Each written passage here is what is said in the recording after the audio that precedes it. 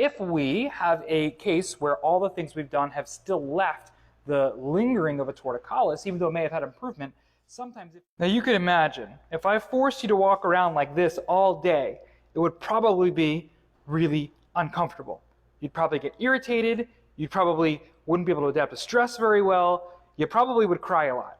Now for many of our children who have been diagnosed with torticollis, that is just their reality. There's a spasm of a muscle called the sternocleidomastoid, which comes from about right here and comes up to the cranium right here.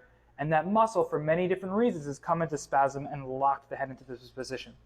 Now, there's lots of different things that you may have done to try to help your child with torticollis. You may have done physical therapy, you may have seen a pediatric chiropractor, you may have done none of those, you may have done all of those, you may have done all different types of things.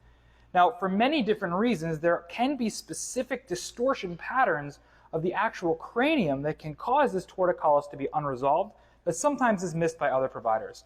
Now, because this muscle attaches right into here, into a part of the cranium called the mastoid process, which is part of the temporal bone, you don't need to know that, there's not going to be a test. What it can actually do is cause this rotation and distortion of the cranium and actually can lead to misshapenness, which is part of the reason that oftentimes with the torticollis we have flattening of the back of these bones right here. Now, the issue there is that if we have a case where all the things we've done have still left the lingering of a torticollis, even though it may have had improvement, sometimes if we don't address both the spine, the musculature, and the cranium, there's this cycle that tends to repeat itself. What we should do is make sure that we have the proper alignment and motion of the individual cranial bones alongside the spine and muscular system to actually allow that to be able to correct. This is especially important because these bone distortion patterns actually come in and form the back of the palate as well. So if we see this rotation, this change in cranial shape and dynamics due to a long-term torticollis, they can also impact things like difficulty breastfeeding, turning our head from side to side, and because of a difficulty getting an appropriate latch can even lead to issues like reflux, constipation, other digestive issues as well.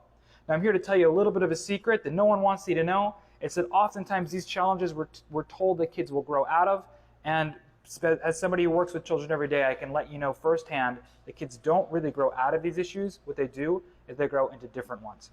So I 100% recommend that if you have a child who used to have torticollis or has a torticollis, even if it's 90%, if they currently have one, or even if they have one that's 90% better but they're still lingering, you should be checked by somebody who's not only a pediatric chiropractor but also does craniopathy as well to ensure that not just the alignment of the spine, the nervous system are doing great, which is the most important, but that there's no cranial distortion patterns as well. They're going to lead to this cycle over time.